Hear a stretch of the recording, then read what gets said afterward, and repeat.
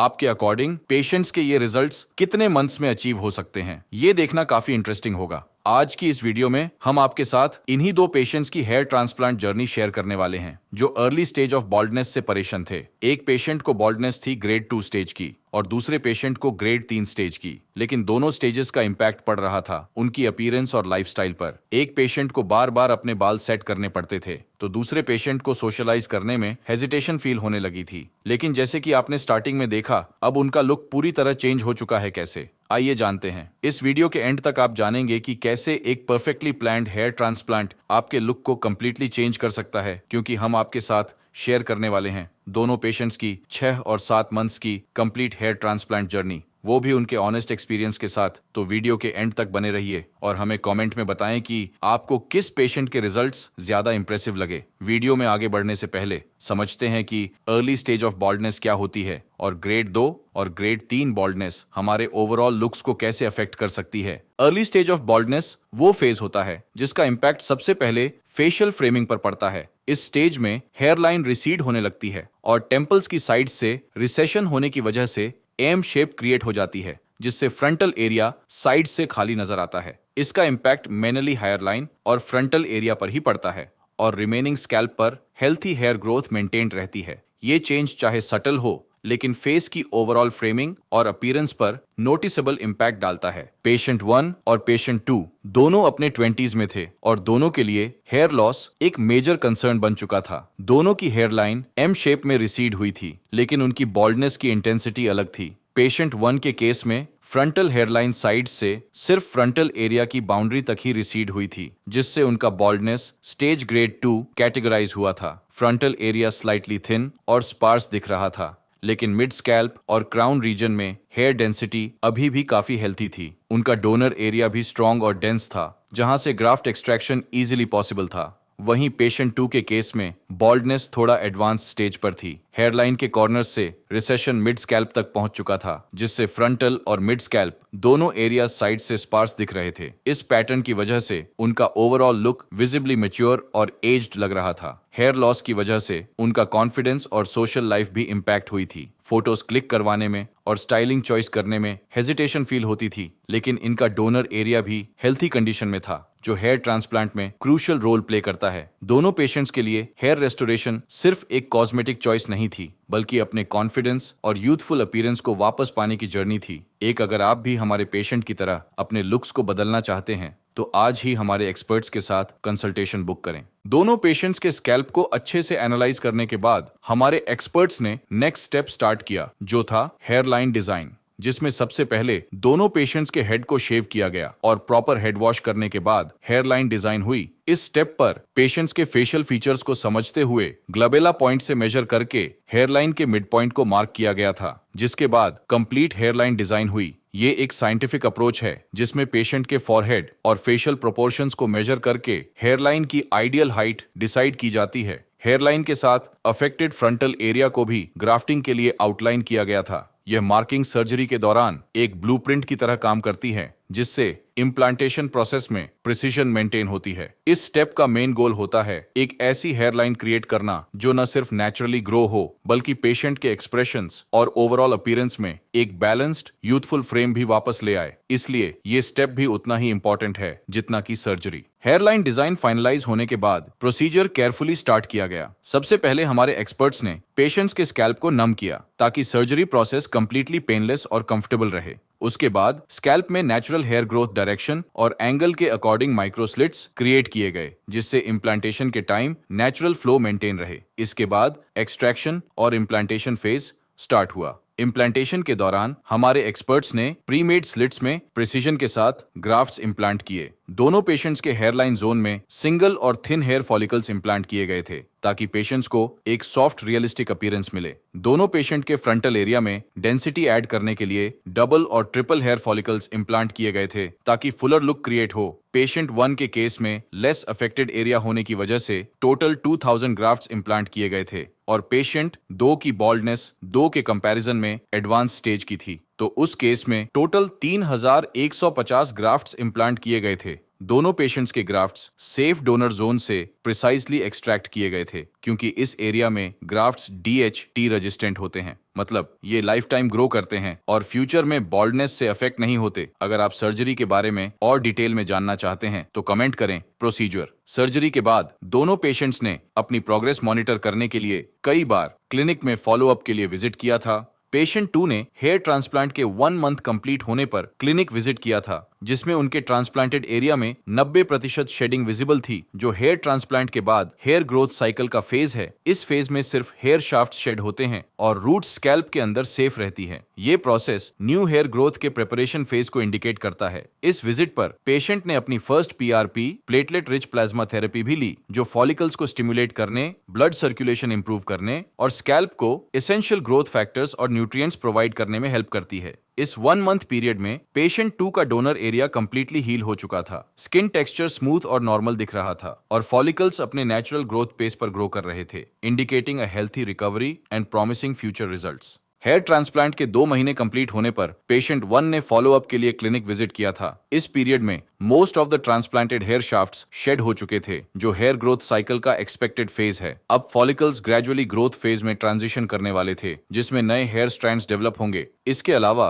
Remaining areas में uniform और healthy hair growth clearly visible थी, जो पेशेंट के ओवरऑल लुक को नेचुरली मेंटेन कर रही थी। पेशेंट 1 ने इस स्टेज पर अपनी फर्स्ट PRP थेरेपी भी ली, जो फॉलिकल स्टिमुलेशन और स्कैल्प नरिशमेंट में मदद करती है, ताकि न्यू हेयर ग्रोथ और स्ट्रांग हो।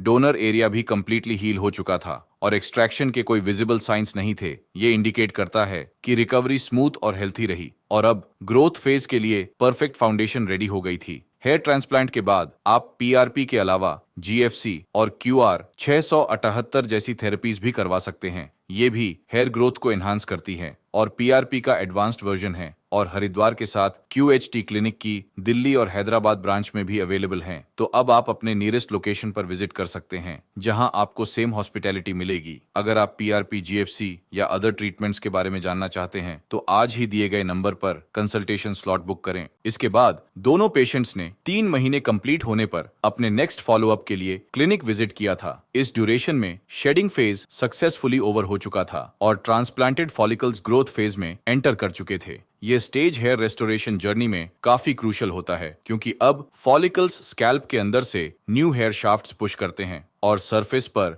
हेयर ग्रोथ विजिबल होने लगती है। दोनों पेशेंट्स के स्कैल्प पर नेटिव हेयर परफेक्टली ग्रो हो रहे थे। ट्रांसप्लांटेड एरियाज में अभी वॉल्यूम और थिकनेस कम थी, जो इस स्टेज के लिए बिल्कुल नॉर्मल है। इनिशियल रिग्रोथ में फॉलिकल्स फाइन और लाइट कलर्ड हेयर प्रोड्यूस करते हैं, जो अपकमिंग मंथ्स में थिकर, डेंसर और पिगमेंटेड हो जाते हैं। यह न्यू ग्रोथ धीरे धीरे नेटिव हेयर के साथ मर्ज होने लगती है, जिससे पेशेंट को कंप्लीटली नेचुरल लुक मिलता है। इस स्टेज पर पेशेंट्स अच्छे से स्कैल्प की केयर कर रहे थे और सभी प्रिकॉशंस फॉलो कर रहे थे, जैसे हमारे एक्सपर्ट्स ने उन्हें गाइड किए थे। इसके बाद दोनों पेशेंट्स ने नेक्स्ट विजिट पर अपना एक्सपीरियंस भी हमारे साथ शेयर किया था। चलिए पहले जानते हैं कि पेशेंट 1 के लिए ये जर्नी कैसी रही और कैसे हेयर ट्रांसप्लांट ने उनकी पर्सनैलिटी को एनहांस किया है। मेरा नाम प्रत्युष रावत है और आज मेरे ट्रांसप्लांट को ऑलमोस्ट 6 महीने पूरे हो गए और आज मैं अपनी 4th PRP के लिए आया हूँ QHT क्लिनिक हरिद्वार। तो आज से 6 महीने पहले मेरी ग्रेड 2 की बाल्डनेस थी, क्योंकि यहाँ इधर की साइड से थी, थोड़ी यहाँ पे एंड थोड़ी यहाँ पे, बाकी पीछे का तो क्राउन एरिया एकदम सही था। तो मेरी बाल्डनेस 11th क्लास से शुरू हो गई थी। तो फिर मैं यही सोचता कि ये कब सही होगा, कब सही होगा। तो पहले मैंने बहुत सारे ट्रीटमेंट यूज किए, पर उनसे कुछ फर्क नहीं पड़ा। फिर मैंने बहुत डिस्कवर किया, तो मेरे को QHT क्लिनिक के बारे में पता चला यहाँ पे। तो फिर मैं एक बार विजिट के लिए आया एंड देन डॉक्टर से कंसल्ट किया। तो डॉक्टर ने बोला कि आपको 2000 ग्राम समथिंग लगेंगे एंड डॉक्टर ने मुझे अच्छे से समझाया कि इसके बाद क्या क्या होगा, कैसे कैसे प्रोसेस होगा। तो मुझे भी अच्छा लगा यहाँ का सारा नेचर, डॉक्टर का बिहेवियर्स। तो फिर उसके बाद मैंने 20 जनवरी को हेयर ट्रांसप्लांट कराया एंड उसके बाद मेरा शेडिंग फेज थोड़ा शुरू हुआ 2-3 मंथ का, जिसमें मेरे बाल बहुत सारे गिरे। ये डॉक्टर ने मुझे पहले ही बता रखा था कि आपके थोड़े बाल गिरेंगे, जो हमारे वीक बाल होते हैं वो थोड़े टूटते हैं एंड देन उसके बाद हमारे न्यू बाल स्टार्ट होना शुरू हो जाते हैं। एंड मैंने रेगुलरली PRP ली। आज मेरी 4th PRP है, मैं 4th PRP के लिए आया हूँ और ये मेरे 6 मंथ की कंडीशन है। बाकी डाइट पे मैं जो डॉक्टर ने बोला था मैं सब लेता हूँ एंड मेडिसिन भी रेगुलर ले रहा हूँ, 6-8 मंथ तक बोलिए डॉक्टर ने। एंड बाकी खाना खुना भी एकदम अच्छा है। तो ट्रांसप्लांट से पहले मैं, जैसे कि मैंने आपको बताया कि मेरी 11th क्लास से बॉल्डनेस शुरू हो गई थी, तो पहले मैंने इस पे इतना ध्यान नहीं दिया। मैंने सोचा ऐसे ही सीजनल बाल गिर रहे होंगे। एंड जब मैंने थोड़ा-थोड़ा धीरे करके नोटिस किया कि मेरी हेयर लाइन रिसीड हो रही है, तो मेरे को थोड़ी टेंशन होने लगी कि ये इतनी इतनी उम्र में क्यों हो रहा है? एंड फिर मेरे दोस्त भी नोटिस करते थे कि तेरे बाल थोड़े कम हो रहे हैं, धीरे-धीरे हल्के हो रहे हैं। तो फिर उसी वजह से मैं थोड़ा शाइनेस भी फील करने लग गया था अपने दोस्तों के साथ बाहर जाने में। एंड फिर उसके बाद मैं मेंटली भी थोड़ा डिप्रेस हो गया था, जिसकी वजह से मैं अपने काम में फोकस नहीं कर पा रहा था। एंड फिर मैंने फाइनली सोचा कि मैं ट्रांसप्लांट कराऊं। एंड देन आफ्टर ट्रांसप्लांट की कंडीशन ये है कि अब मैं अपने काम में पूरा फोकस रहता हूँ। अब जैसे कोई मेरे को मिलता है, मेरे दोस्त वगैरह जो मेरे को पहले मिलते थे, तो वो भी बोलते हैं, वो भी करते हैं, प्रेस करते हैं कि तेरे बाल अच्छे आ गए हैं। एंड बाकी यही है। और तो जैसे ट्रांसप्लांट से पहले जब मैंने आपको बताया था कि मैं कॉलेज वगैरह करता था 11th-12th क्लास में, तो सुबह जब मैं उठता था तो फिर मेरे को ये ऐसा रहता था कि मेरे बाल थोड़े बॉल्डनेस आ रखे, तो इनको बार बार सेट करना पड़ेगा, अपने से देखना पड़ेगा 3-4 बार जाके बाथरूम वूथरूम में। तो पहले मेरे साथ ऐसा रहता था, बट जब जब से मैंने ट्रांसप्लांट कराया एंड शेडिंग फेज के बाद अब मेरा जब रिजल्ट आ रहा है 2-3 मंथ से, तो मेरे को इस बात की कोई टेंशन नहीं रहती कि मेरे बाल खराब दिख रहे हैं, ये बॉल्डनेस दिख रही है। बट बस मैं एक सुबह सुबह एक बार अपने बालों को सेट कर देता हूँ, फिर बाकी पूरे दिन वो वैसे ही रहते हैं जैसे सुबह मैंने देखे थे। एंड बाकी क्योंकि ये इसीलिए हुआ है क्योंकि मैंने ट्रांसप्लांट कराया है, इसलिए ऐसा हुआ है। एंड जब मैं पहले बाइक बुक चलाता था, तो फिर जब मैं ट्रांसप्लांट से पहले जब बाइक बुक चलाता था, तो जब मैं हेलमेट वेलमेट उतारता था, तो फिर मेरे को फिर से देखना पड़ता है कि मेरे बाल सही दिख रहे हैं कि नहीं दिख रहे, बार बार बहुत बार चेक करना पड़ता था। बट अब जैसे मैंने ट्रांसप्लांट करा लिया, अब मैं 2-3 महीने से जैसे मेरी ग्रोथ हो रही है उस हिसाब से, तो अब मेरे को इस चीज की भी कोई टेंशन नहीं है कि मैं बार बार देखूं अपने बालों को जब मैं हेलमेट वेलमेट निकाल रहा हूँ अपना। बस एक बार थोड़ा हाथ मार लेता हूँ, हाथ फेर लेता हूँ अपने बालों में, तो वो अपने आप सही हो जाते हैं, इससे कोई दिक्कत नहीं होती। जैसे बहुत लोग सोचते हैं कि ट्रांसप्लांट कराने से हमारे सर में बहुत दर्द रहेगा, सर्जरी नहीं करानी चाहिए, ऐसे वैसे सोचते हैं, बट ऐसा कुछ है नहीं। ये बहुत नॉर्मल प्रोसेस है। एक छोटी सी सर्जरी होती है, 1 दिन में पूरी हो जाती है। एंड अगर आप ऐसे ही सोचते रहोगे तो फिर आपको बॉल्डनेस का सामना ही करना पड़ेगा और कुछ नहीं हो सकता। आप ऐसे ही फील करोगे, शाइनेस फील करोगे सबके सामने। एंड अगर आपको ट्रांसप्लांट कराना है तो आप क्यूएसटी क्लिनिक हरिद्वार या दिल्ली में से किसी में भी जा सकते हैं। आप यहाँ के डॉक्टर्स जो हैं बहुत अच्छे हैं, समझते हैं सबको। एंड आप कंसल्ट करने के लिए यहाँ कॉल भी कर सकते हैं। वो आपको सारे प्रोसीजर्स अच्छे से समझा देंगे, सारी चीजें बता देंगे, कैसे कैसे कब कब क्या प्रोसेस होगा। आप डॉक्टर से अपने डाउट भी क्लियर कर सकते हैं, अच्छे से कर सकते हैं। डॉक्टर आपको हर एक चीज अच्छे से समझा देंगे। फिर उसके बाद आप अपने मन से डिसीजन बनाइए, ऐसे नहीं कि कोई फोर्स करेगा। डॉक्टर्स यहाँ के बहुत अच्छे हैं। एंड अगर आपको उसके बाद ये क्लिनिक अच्छा लगा, तो आप श्योर है यहाँ आप करा सकते हैं। बहुत अच्छा क्लिनिक है वैसे। मैं अपना पर्सनल एक्सपीरियंस शेयर कर रहा हूँ। तो जैसे पहले मैंने आपको बताया था कि पहले हेयर ट्रांसप्लांट से पहले मेरे बाल यहाँ से थोड़े जा चुके थे। सेकंड ग्रेड की बॉल्डनेस हो गई थी मेरे को, यहाँ से टेम्पल्स के बाल थोड़े जा चुके थे। बट जब मैंने ट्रांसप्लांट कराया तो फिर ये एकदम पूरे सही हो गए हैं। तो आप मेरी 6 मंथ की पहले की पिक्चर भी देख सकते हो और अभी का रिजल्ट भी देख सकते हो। अभी तो आप सामने देख सकते हैं। तो इसमें बहुत आपको डिफरेंस लग रहा होगा। मेरे को पर्सनली खुद बहुत डिफरेंस लग रहा है अपनी पर्सनैलिटी में। एंड आप मेरा यहाँ का डोनर एरिया भी देख सकते हो, ये पूरा हील हो चुका है, पूरा एकदम अच्छे से हील हो चुका है। एंड मैंने अभी तक 2-3 टाइम्स हेयर कट करवा दिए हैं अपने। आपका जैसे ग्रोथ फेज स्टार्ट होता है तो आप आराम से हेयर कट करा सकते हैं। ऐसा कोई कुछ नहीं है कि अगर आप हेयर कट कराओगे तो वो बाल आपके आएंगे नहीं। ट्रांसप्लांट एकदम नॉर्मल बालों की तरह, ट्रांसप्लांटेड हेयर जो होते हैं वो एकदम नॉर्मल हेयर की तरह होते हैं। आप उनको कट भी कर सकते हैं, सब चीज कर सकते हैं, वो उनकी वापस ग्रोथ हो जाती है। तो आज मैं अपनी 4th पीआरपी के लिए आया था, तो मैंने अभी अपनी पीआरपी करवा दी है। तो बहुत अच्छा एक्सपीरियंस था, एकदम स्मूथ एक्सपीरियंस था। पहले वो आपको थोड़ा सा ब्लड लेते हैं, फिर उसको मशीन में सेंट्रीफ्यूगेशन में डालते हैं, तो वो सैंपल हमारा 10 to 15 मिनट्स में रेडी हो जाते हैं। एंड फिर उसके बाद थोड़ा टाइम 10 टू 15 मिनट्स आपकी पीआरपी में लगता है, जो कि बहुत आसान सा वो होता है, प्रोसेस होता है। कोई ज्यादा पेन नहीं होता उसमें, बस थोड़ा सा पेन होता है। जो पीआरपी हम इसलिए करवाते हैं ताकि जो हमारे हेयर्स हैं उनको अच्छी ग्रोथ मिल सके। जो हमारा ब्लड है उसमें से प्लाज्मा निकाल के, जो प्लाज्मा होता है वो हमारी नरिश जो हमारे बालों को, वो हमारे बालों को बहुत अच्छे तरीके से नरिश करता है। उसमें हमारे ग्रोथ फैक्टर होते हैं, इसलिए ये हमारे बालों की ग्रोथ के लिए बहुत अच्छा माना जाता है। तो मेरा अभी तक 6 मंथ का रिजल्ट ये था। मेरे बाल अच्छे से ग्रोथ हो रहे हैं, मैं अपने बालों से पूरे सेटिस्फाई हूँ। तो ये मेरी 4th पीआरपी थी। अब जैसे मैं अपनी पीआरपी के लिए आता रहूंगा तो फिर मैं आपको और अपडेट्स देते रहूंगा अपनी हेयर ग्रोथ के बारे में। 6 महीने में पेशेंट 1 का कंप्लीट लुक चेंज हो चुका था। हेयरलाइन परफेक्टली डिफाइंड नजर आ रही थी और पेशेंट के फेशियल फीचर्स को नेचुरली फ्रेम कर रही थी, जिससे पेशेंट की अपीयरेंस यूथफुल और कॉन्फिडेंट लग रही थी। फ्रंटल एरिया में डेंस और voluminous hair growth clearly visible थी, जो उनके फेस को बैलेंस्ड और हार्मोनियस लुक दे रही थी। मिड स्कैल्प और क्राउन एरियाज में भी नेटिव हेयर परफेक्टली ग्रो हो चुके थे, जिससे ओवरऑल स्कैल्प पर कवरेज नेचुरल और सीमलेस लग रही थी। ये स्टेज पेशेंट के हेयर रेस्टोरेशन जर्नी में फाइनल एस्थेटिक रिजल्ट का एक स्ट्रॉन्ग इंडिकेशन थी। अब जानते हैं पेशेंट 2 के एक्सपीरियंस के बारे में। मेरा नाम सूरज है। हमने जनवरी में हेयर ट्रांसप्लांट कराया था और मैं हेयर लॉस से बहुत परेशान था 2-3 साल पहले। तो घर वालों ने मैं बहुत दिखाया, बहुत सारे मेडिसिन वगैरह भी लिए, बट सक्सेस हुआ नहीं।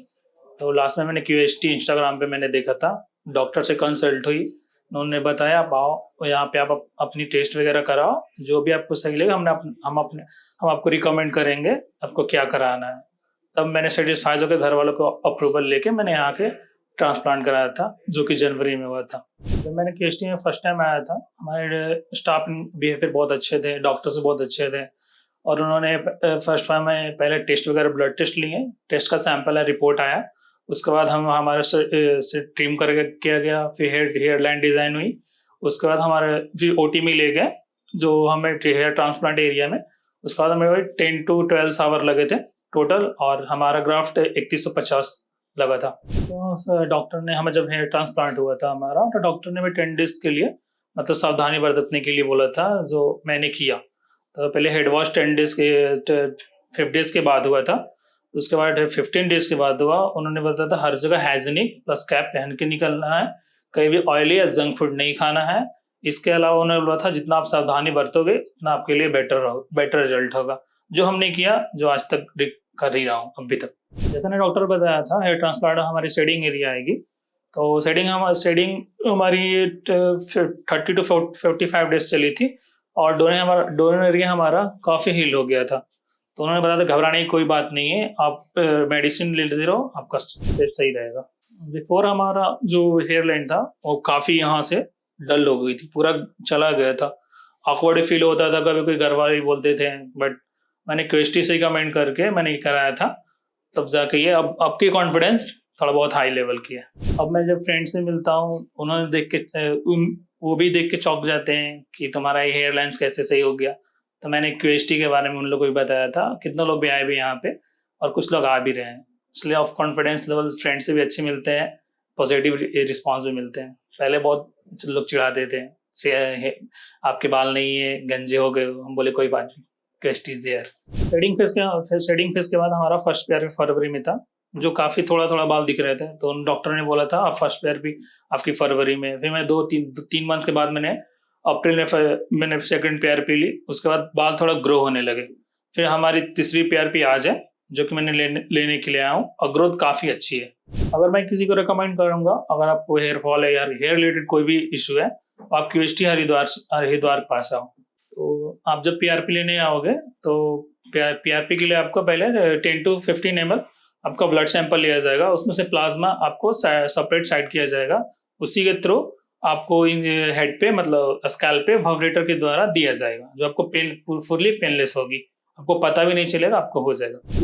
पीआरपी लेने के फायदे क्या होते हैं, ये जो स्कैल्प होते हैं ना, जो बाल का रूट जो वो बूस्ट करते हैं, आपका कॉन्फिडेंस लेवल भी आपका स्ट्रांग होता है, देखने में आप अच्छे लगोगे। पीआरपी लेने से आप रूट भी थोड़ा स्ट्रांग होता है, और आपकी हेयर लाइन से बूस्ट होती है, और काफ़ी मतलब बाल पहले के हेयर से आप मैच हो जाएंगे। तो दोस्तों, ये थी हमारी क्वेस्टी की बेस्ट एक्सपीरियंस, और हम थर्ड PRP के लिए मैं जा रहा हूँ। फोर्थ PRP के लिए आपको मैं नेक्स्ट वीडियो में मिलता हूँ। तब के लिए थैंक यू सो मच। 7 महीने में पेशेंट 2 का लुक भी ड्रामेटिकली ट्रांसफॉर्म हो चुका था। Hairline perfect facial framing provide कर रही थी और फ्रंटल एरिया में lush voluminous hair growth visible थी, जिससे स्कैल्प पर फुलर और नेचुरली डेंस अपीयरेंस क्रिएट हो रही थी। हेयर स्ट्रैंड्स का टेक्सचर और थिकनेस अब नेचुरल पैटर्न के क्लोज था, जिससे रिजल्ट्स और ज्यादा रियलिस्टिक और बैलेंस्ड लग रहे थे। पेशेंट खुद अपने ट्रांसफॉर्मेशन से विजिबली सेटिस्फाइड थे, क्योंकि उनका लुक अब पहले से काफी कॉन्फिडेंट और रीजनरेटेड लग रहा था। दोनों पेशेंट्स के बाल इनिशियल स्टेज में नोटिसेबली थिन और रिसीडेड थे, जिससे उनकी ओवरऑल अपीयरेंस थोड़ी एज्ड और स्पार्स लग रही थी। लेकिन अब दोनों पेशेंट्स की ट्रांसफॉर्मेशन काफी इंप्रेसिव थी। अब दोनों पेशेंट्स अपने बालों को फ्रीली स्टाइल कर सकते थे, चाहे साइड पार्ट हो या फिर स्लिक बैक लुक या कोई और हेयर स्टाइल, क्योंकि हेयरलाइन परफेक्टली डिफाइंड हो चुकी थी और डेंसिटी नेचुरल और सपोर्टिव थी। सबसे इंपॉर्टेंट, अब पेशेंट्स अपनी अपीयरेंस को लेकर कॉन्फिडेंट और रिलैक्स्ड फील कर रहे थे, क्योंकि उन्हें बार बार बाल सेट नहीं करने पड़ रहे थे। डिफरेंट बॉल्डनेस ग्रेड्स की वजह से दोनों के लिए different number of grafts implant किए गए थे। ये ट्रांसफॉर्मेशन सिर्फ सर्जिकल प्रोसीजर का रिजल्ट नहीं था, बल्कि केयरफुली प्लान्ड अप्रोच का आउटकम था, जिसमें डिजाइन, टेक्निक, प्रिसीजन और आफ्टर केयर सब एक साथ काम करते हैं, जिससे पेशेंट्स को लाइफ टाइम नेचुरल रिजल्ट्स मिलते हैं। हेलो फ्रेंड्स, अगर आपने अभी तक हमारे चैनल को सब्सक्राइब नहीं किया है तो प्लीज इस वीडियो को लाइक कीजिए, शेयर कीजिए और हमारे चैनल को सब्सक्राइब कीजिए। और ध्यान रहे बेल आइकन दबाना ना भूलें, जिससे हमारे हर वीडियो का अपडेट आपको समय समय पर मिलता रहेगा।